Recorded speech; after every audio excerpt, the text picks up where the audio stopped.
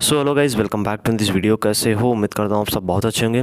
तो आज का ये वीडियो बहुत ही ज़्यादा इंपॉर्टेंट होने वाला है, क्योंकि आज के इस वीडियो में हम जानेंगे कि स्पॉट राउंड काउंसलिंग क्या होती है, एंड साथ ही साथ जिन भी स्टूडेंट का सेकंड एंड थर्ड राउंड में नहीं हुआ है वो क्या करें, स्पॉट राउंड काउंसलिंग में कैसे भाग ले सकते हैं एंड कौन कौन एलिजिबल होता है, सबके बारे में जानेंगे।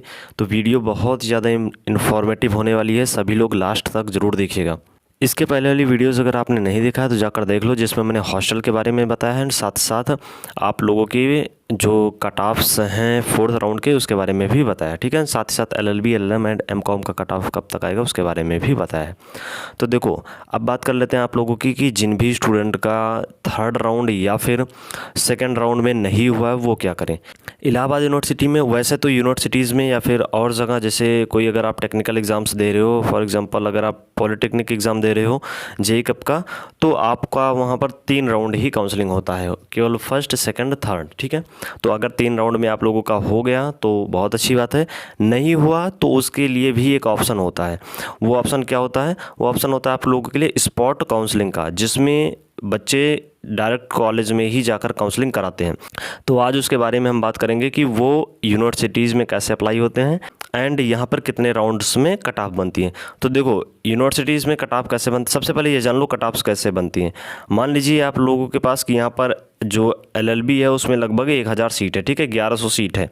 तो अब इसकी कट ऑफ कैसे बनेगी? 1100 सीट है, तो मान लीजिए इन्होंने फर्स्ट राउंड में ये डिसाइड किया कि हमें केवल और केवल 100 बच्चों का एडमिशन लेना है, ठीक है। तो वो उसी हिसाब से कट ऑफ जारी करेंगे, जैसे कि 190 मान लीजिए कट ऑफ आ गया, तो उनका ये मकसद रहता है कि 190 के ऊपर कम से कम इनके कितने बच्चे होने चाहिए, 110 बच्चे होने चाहिए 190 से ऊपर के, ताकि इन लोगों का जो 100 सीट का टारगेट है वो फिल हो जाए, ठीक है।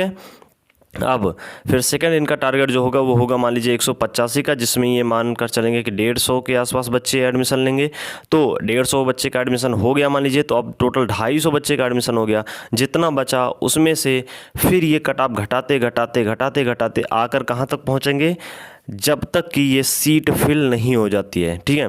जब तक ये सीट फिल नहीं हो जाती, मान लीजिए सभी के सभी सीट फिल हो गई, ठीक है, बट बहुत स्टूडेंट क्या होते हैं, एडमिशन नहीं लेते हैं, अपना सीट मतलब ऐसे ही छोड़ देते हैं। तो जो सीट छूट जाती है उनके लिए, या फिर जैसे आप में तो मान लीजिए एक ही कॉलेज के लिए आप करा रहे हो जिसमें कंबाइंड होते हैं, जैसे बहुत सारे कॉलेज के लिए, तो अगर आपको कोई दूसरा कॉलेज मिल जाता है तो फ्रीज़ एंड फ्लॉट का ऑप्शन होता है, तो आप लोग फ्रीज़ करा देते हो अपना। तो उनके लिए आप लोगों का जो लास्ट में राउंड छोड़ा जाता है, स्पॉट राउंड होता है, जिसमें यूनिवर्सिटीज़ में बची हुई सीट होती हैं। जैसे कि मान लीजिए सभी के सभी सीट इलाहाबाद यूनिवर्सिटी ने 1100 के 1100 फिल कर लिए अपने कट ऑफ के थ्रू, ठीक है। LLB में अपने कट ऑफ के थ्रू इन्होंने सभी के सभी सीट फिल कर लिए। तो अब क्या होगा, मान लीजिए बहुत स्टूडेंट, जैसे इसमें से 15 से 20 स्टूडेंट ने छोड़ दिया, वो नहीं कर रहे हैं, वो उनका कहीं और हो गया है, या फिर वो और कोई CUT PG के थ्रू दिए थे उसमें हो गया है, तो इन्होंने यहाँ पर छोड़ दिया। तो क्या करेगा यूनिवर्सिटी, यहाँ पर स्पॉट काउंसलिंग कराएगा, जिसमें जिन भी स्टूडेंट ने काउंसलिंग के लिए अप्लाई किया था वो एलिजिबल थे, मतलब अब जाहिर सी बात है जो छोड़ चुके होंगे उनका तो होगा नहीं, तो उनसे नीचे वालों का जो कट ऑफ होगा, कट ऑफ वाले बच्चे होंगे, वो जाकर काउंसलिंग करा सकते हैं। एंड स्पॉट काउंसलिंग कहाँ पर होता है? ऑनलाइन नहीं होता है भाई। स्पॉट काउंसलिंग जो आप लोगों का होता है वो ऑफलाइन होता है, आपको डायरेक्ट यूनिवर्सिटीज़ में जाकर ही कराना पड़ेगा। तो उसकी प्रेस रिलीज आती है, मतलब नोटिस आती है, 2 से 3 दिन का डेट रहता है, सारे के सारे डॉक्यूमेंट्स लेकर जाने रहते हैं, फीस पूरा कंप्लीट फीस लेकर आपको जानी रहती है, ठीक है।